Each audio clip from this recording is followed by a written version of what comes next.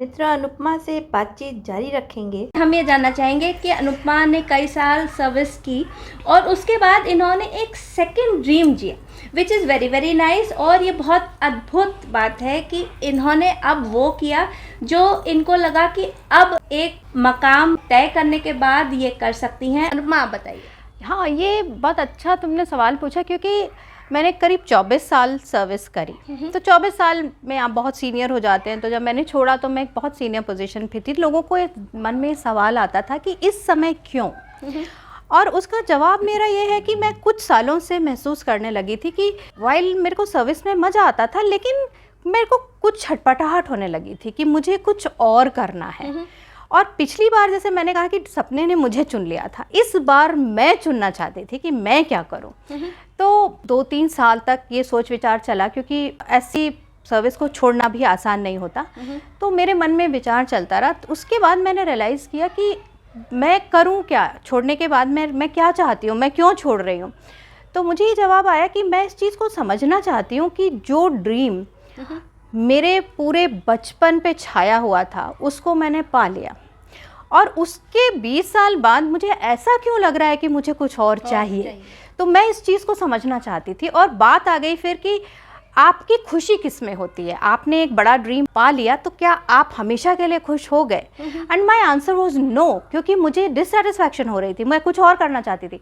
Then I started delving deep into what makes you happy. Right. And I realized what makes you happy is that you should do what you want to do at the time you want to do, in a way you want to do. Right. And so I chose that ultimately कि ठीक है। And it took me lot of confidence, जो अब मेरे में आ गया था कि कोई बात नहीं, मैं एक इतनी बड़ी चीज़ छोड़ सकती हूँ, क्योंकि मैं श्योर हूँ कि मैं कुछ और करना चाहती हूँ। और एक चीज़ मैं कर चुकी हूँ तो मैं फिर से कुछ और कर लूँगी। हाँ, ये कॉन्फिडेंस मेरे पास आ गया था कि मैं उस पूरी चीज़ को साइड करके मैं कुछ नया बिल्ड कर सकती हूँ, और कुछ ऐसा बिल्ड कर सकती हूँ जो शायद जब मैंने हाथ डाला इस फील्ड में तो ये इतनी पॉपुलर नहीं थी। मैं कुछ सरकारी छोड़कर कोई बड़ी प्राइवेट कंपनी नहीं ज्वाइन कर रही थी, या कोई ऐसा बिजनेस नहीं कर रही थी जो वहाँ से निकलता था। मैं कुछ अलग कर रही थी, और वही मेरी चाहत थी कि मैं कुछ अलग करूं। एंड अब 4 साल हो गए मुझे छोड़े हुए, and I think it was one of my best decisions. तो क्या आप अपने आप को एक खुशी का सौदागर कहेंगी? हाँ, मैं कहूँगी कि मैं खुशी के सपने दिखाते हैं ना, और आपको बताते हैं कि उस सपने को कैसे पूरा करें। क्योंकि मैंने जो लास्ट छोड़ा है वो सपना सिर्फ खुशी का था। मेरे पास सब कुछ था, पर मुझे खुश और होना था। That was it. तो जब मैंने खुशी को ओवर एवरीथिंग एल्स चूज़ किया, तो मैं आज ये कह सकती हूँ कि उस डिसीजन के बाद मैंने ये जाना कि इंसान एक गोल से, एक अचीवमेंट से डिफाइन नहीं होता। जो इंसान कॉन्फिडेंस डेवलप कर लेता है, जो अपने सपनों के प्रति पैशन, कमिटमेंट डेवलप कर सकता है, वो किसी भी स्टेज ऑफ लाइफ में एक नई चीज़ पकड़ के उसमें बहुत कुछ कर सकता है। तो this is a very big learning to me. वरना हमें क्या समझाया जाता है, एक बड़ी चीज़ तुमने कर ली है, अब ज़िंदगी भर हो गया। अब मुझे इतना कॉन्फिडेंस आ गया इस चीज़ से कि मुझे लगता है हो सकता है 5-7 साल में मैं कुछ और करना चाहूँ तो मैं कर सकती हूँ। So friends, I would say that contentment, इसको बोलते हैं संतुष्टि, ये एक चिड़िया है ऐसी जो खिड़की से आती है इधर से और निकलती है उधर से। और आप क्या क्या कर सकते हैं वो आप तभी जान सकते हैं जब आप उसको ट्राई करें। अब जैसे अनुपमा ने एक मकाम हासिल किया, उसके बाद इनको लगा कि ये कुछ और कर सकती है। एक जने में कई गुण होते हैं, तो शायद ये हम नहीं करते हैं। हमें करना चाहिए कि अपने हर गुण की खिड़की को एक बार खटखटा के देखना चाहिए कि हम और क्या कर सकते हैं। ये है। और एक और चीज़ है कि जो लोगों को समझनी चाहिए, खासकर जो एस्पिरेंट्स हैं किसी भी चीज़ के आज के दिन, कि आपने अपना गोल अचीव कर लिया, वो लाइफ टाइम खुशी की गारंटी नहीं है। तो इसलिए अपने आप को ग्रो करते रहना बहुत ज़रूरी है। स्टैटिक मत हो जाओ। हमेशा दुनिया में इतना कुछ है सीखने के लिए। तो जहाँ पे भी आपको फील होने लगता है, किसी भी प्रोफेशन में हो आप, किसी भी बिजनेस में हो, कि आप स्टैटिक हो गए हो, शायद हर रोज़ आपको मज़ा नहीं आ रहा, then I think that is an important indicator for you to sit back and introspect कि मुझे रोज़ मज़ा क्यों नहीं आ रहा। क्योंकि मेरे हिसाब से ज़िंदगी का पर्पस है कि हम रोज़ सुबह उठें तो हमें लगे कि wow, this is another day and I have so much excitement and so much things to do and give. Right.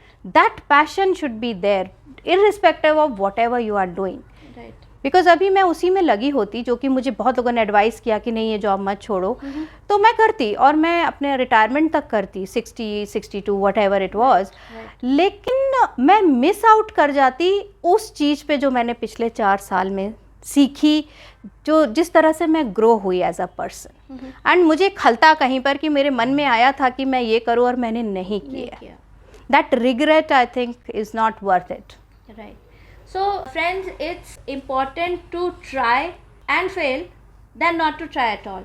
But why fail? अगर आप वो चीज़ शिद्दत से करें, जो भी आप करना चाहते हैं उसको फोकस से करें, और आप एक कॉन्फिडेंस ज़िंदगी में ऑलरेडी डेवलप कर चुके हैं, अपनी क्षमताओं पर आपको भरोसा है, तो फेल होने का कोई चांस नहीं है. और failing is also a learning. हम सोचते हैं किसी चीज़ में हम अगर असफल हो गए तो वो दुनिया का अंत हो गया, लेकिन मित्रों उस फेलियर से आप बहुत कुछ बन सकते हैं. दुनिया में जितने भी हम आविष्कारों के बारे में सुनते हैं, आविष्कारकों के बारे में सुनते हैं, 10 चीज़ों में फेल होने के बाद एक वो कुछ ऐसा बनाते हैं जो कि ज़िंदगी बदल देती है दूसरों की और उनकी भी. तो मित्रों, we should not shy from failure, we have to keep learning from our failures.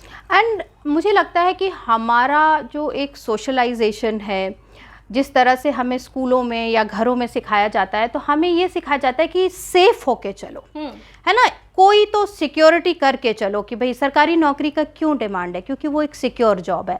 या आप लाइफ में भी चलो इंजीनियरिंग कर लो पहले, फिर एग्ज़ाम देना, मतलब सेफ होके चलो.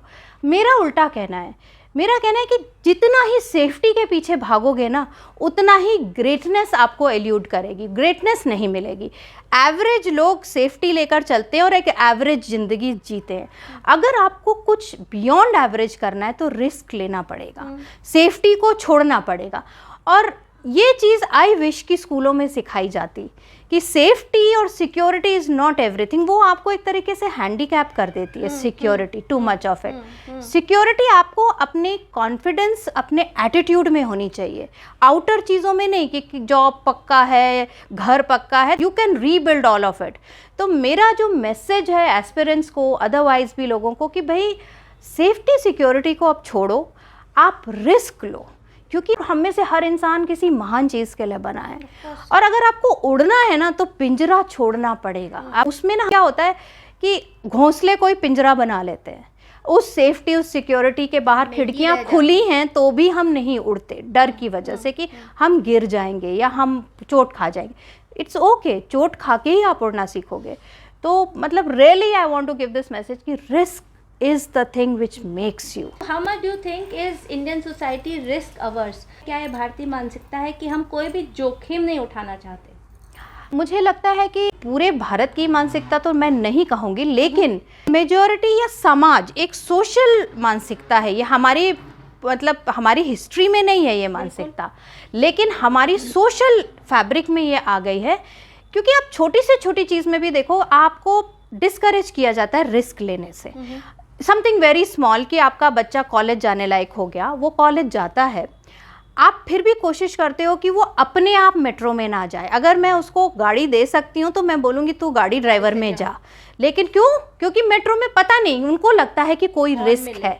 अच्छा, दूसरा रिस्क, इवन जो हम शादी की बात कर रहे थे, क्या बताया जाता है आपको? अभी कर लो, नहीं तो होगी नहीं.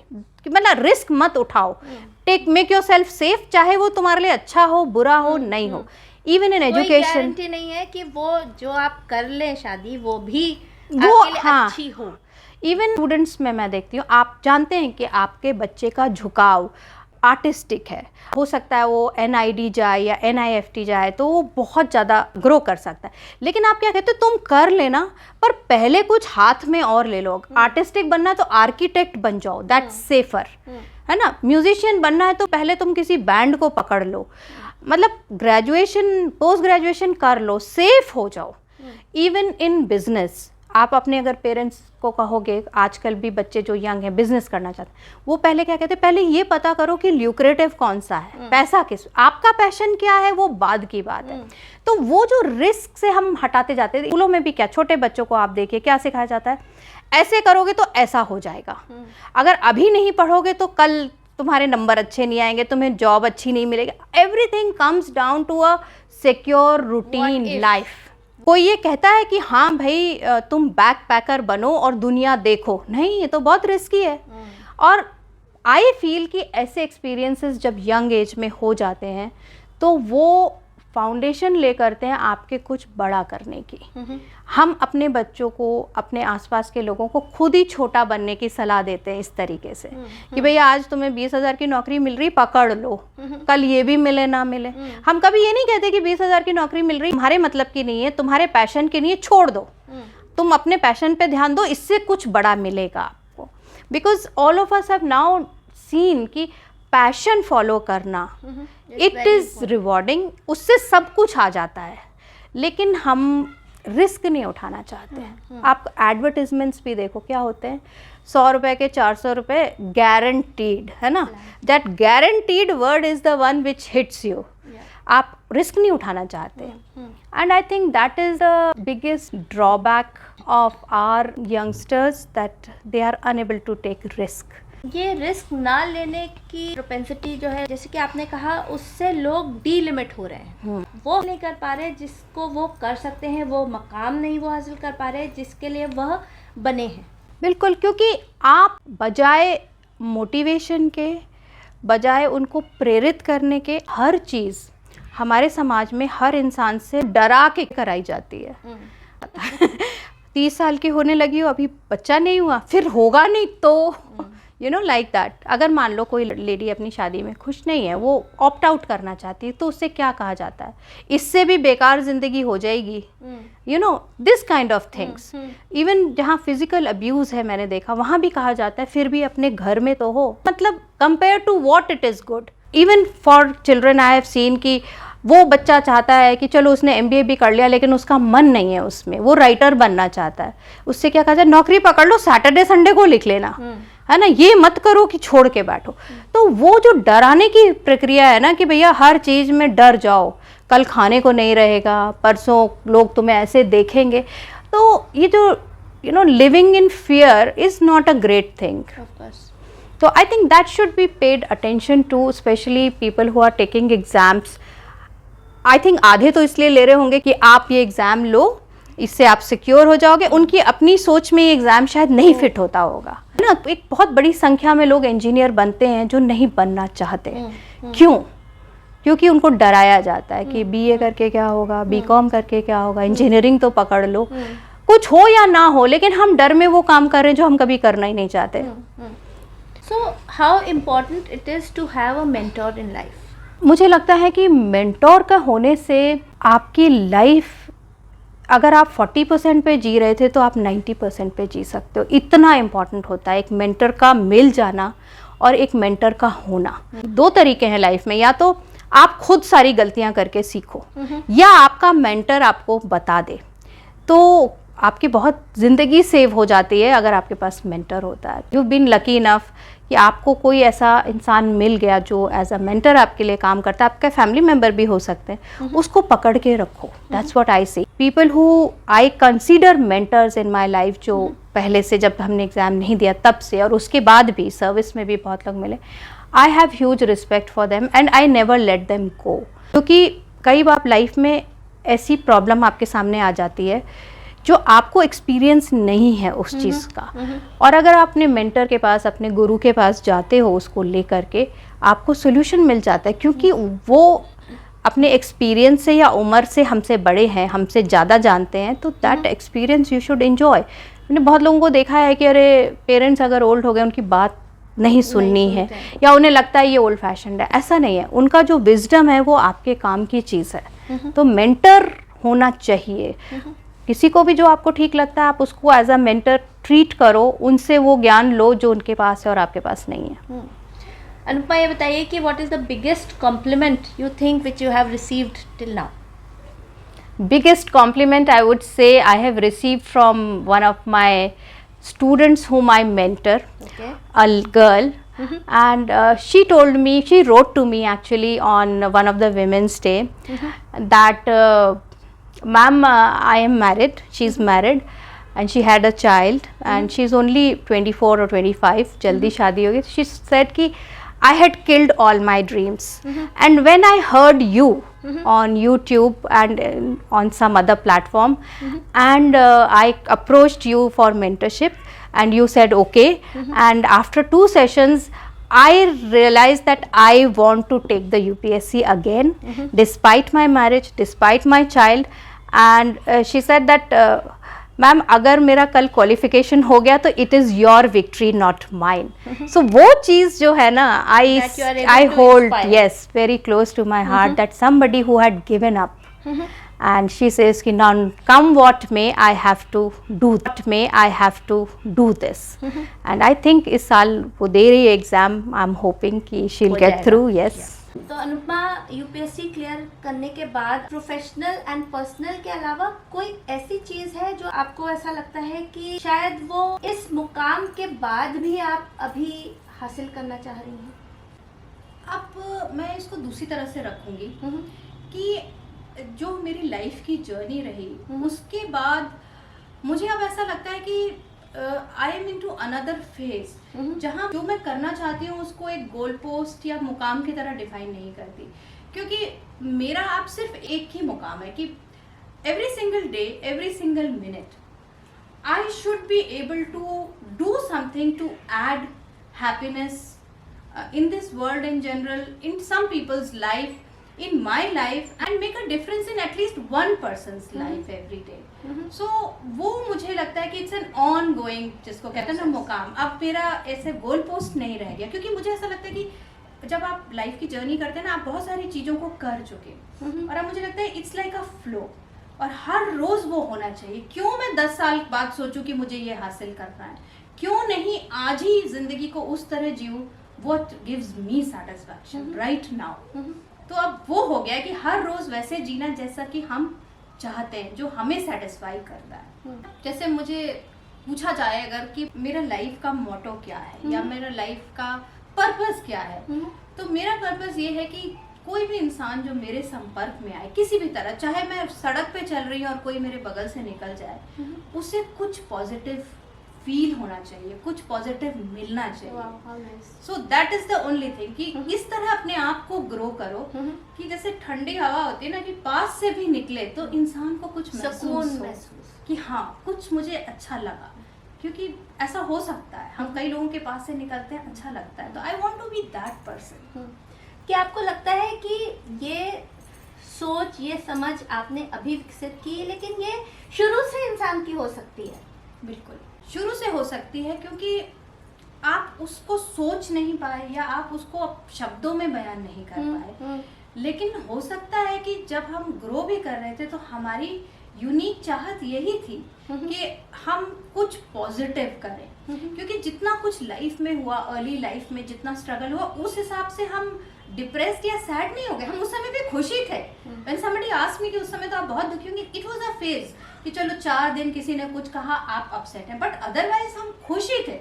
ऐसा मुझे नहीं याद आता कि long period of time I was unhappy, I was dissatisfied, I was at times demotivated, but I was pretty happy with myself. तो I think that is also a stream which runs into you, कि आप खुश तो हैं हर हालत में भी, of and on चीजें होती हैं, बट आप अनहैप्पी नहीं कह सकते अपने आप. How important you think happiness is for a person?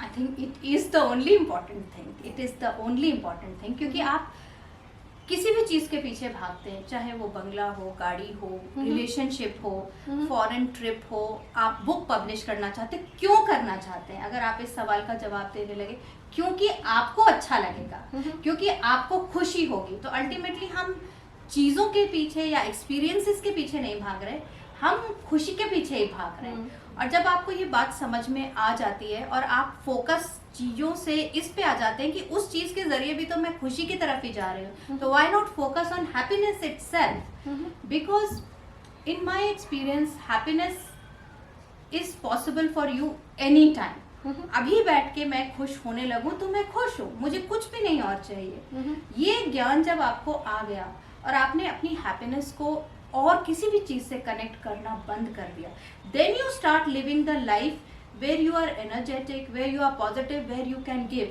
Of course I'm not saying कि तुम अपने सपने छोड़ दो, वो पार्ट ऑफ लाइफ है, बट अपनी खुशी को उससे अटैच मत करो, क्योंकि इट डजंट वर्क. आप खुशी खुशी सपना पूरा करो, बजाय ये सोचने कि सपना पूरा होगा तो मैं खुश होंगी. चीज़ों से अपनी खुशी अटैच करना, शायद जिस दिन हम छोड़ेंगे उस दिन वाकई हम खुश होंगे. और जब आप खुश पहले हो गए, you know, ये आपने हैबिट बना ली कि मैं खुश तो हूँ ही, then I am going to meet you और I am going to eat that. कितना ज्यादा आप एंजॉय करते हैं. हर इंसान एक खुश इंसान से मिलना चाहेगा. हर इंसान एक खुश इंसान को देखना चाहता है. बिल्कुल. तो आप वो इंसान क्यों नहीं हो सकते? है ना. तो ये मेरा सवाल होता है लोगों से कि भाई जैसे हम कॉर्पोरेट वर्कशॉप्स में जाते हैं तो वहाँ लोग सीनियर पोजीशंस पे इतना दे आर अर्निंग वेल, लेकिन फिर वो खुश क्यों नहीं है? क्योंकि वो वेट कर रहे हैं कि कुछ होगा तो हम खुश होंगे, as if it's going to like to happen like that. लेकिन वो जादू का पिटारा कभी नहीं खुलेगा. आप अभी वॉक करने चले जाओ पार्क में, आप खुश हो. अगर आप खुश होना चाहते हो तो, नहीं होना चाहते तो वहां भी सोचते रहो जो भी सोच रहे हो. तो कहने का मतलब ये है कि खुशी का बेसिक प्रिंसिपल है कि अभी यहाँ बैठे हो ना, अभी खुश हो जाओ बस. मित्रों, अनुपमा ने हमको जिंदगी का गूढ़ मंत्र बताया है. शायद आप उसको गांठ बांध लेंगे कि खुशी के लिए यूपीएससी क्लियर कर लें तब आप खुश हों, यही ज़रूरी नहीं है. आप फलाने से शादी कर लें तब आप खुश हो, ज़रूरी नहीं है. और अनुपमा अब एक हैप्पीनेस कोच हैं, तो इन्होंने अभी जैसे हमें बताया कि खुशी जो है it's a state of mind, ये हमारी मानसिक स्थिति है. और खुशी को हमें किसी चीज़ से बांध के नहीं रखना होता है, तभी हम उससे खुश रह सकते हैं. अनुपमा, एनी पार्टिंग वर्ड्स, कुछ आप आखिरी सीख सबको इस वक्त के लिए देना चाहिए? आखिरी सीख मैं ये देती हूँ कि जब इस दुनिया में हम आ ही गए, हमने जन्म ले ही लिया, तो भगवान ने हमें 2 चीज़ों के साथ भेजा है. एक तो चीज़ ये है कि हमारी जिम्मेदारी हमारी है.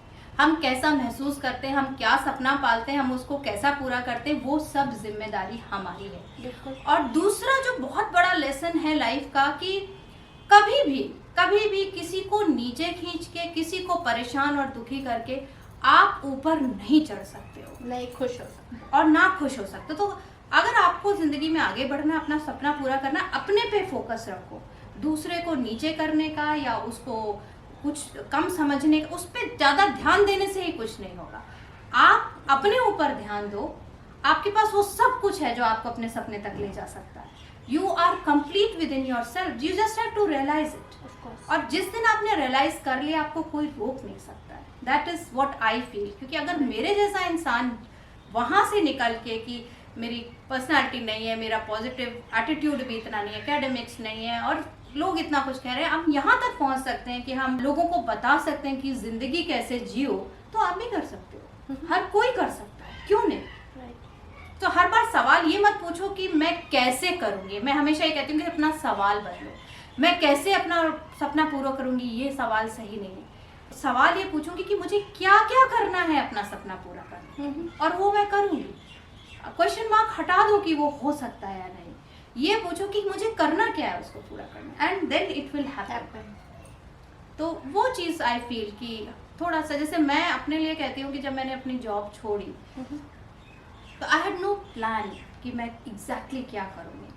तो आई से कि मैं ना पैराशूट के बिना ही कूद गई. और मैं जब पैराशूट के बिना कूदी, ऑब्वियसली बहुत लोग आपको कहेंगे कि अरे तुम पैराशूट के बिना कूद रहे हो, आपने प्लान नहीं बनाया. पहले बना लो, नौकरी में रहते रहते पैराशूट बना लो अपना. लेकिन मैं कूदी बिना उसके. और मुझे एक चीज़ रियलाइज़ हुई कि जब आप पैराशूट के बिना कूदते हैं ना, तो आपके पंख निकल आते हैं. आपको पैराशूट की ज़रूरत नहीं होती लाइफ में. और उस कॉन्फिडेंस के साथ कूदो कि जब हम कूद रहे हैं तो हमारे पंख निकलेंगे. बस इतना ही करना है माइंड में, एंड एक तरीके से आपका सुपर पावर आकर आपको सब कुछ करा देगा. तो मित्रों, आज के लिए इतना ही. अनुपमा से हमने बहुत कुछ सीखा. शायद कुछ आप गांठ बांध लें, शायद जिंदगी में आपके काम आए. And please keep watching Streelogs, your channel, your voice. आप भी अगर कोई स्टोरी शेयर करना चाहें तो please you welcome to inbox me. And keep safe. Bye bye. Thank you Aparna. Thank you.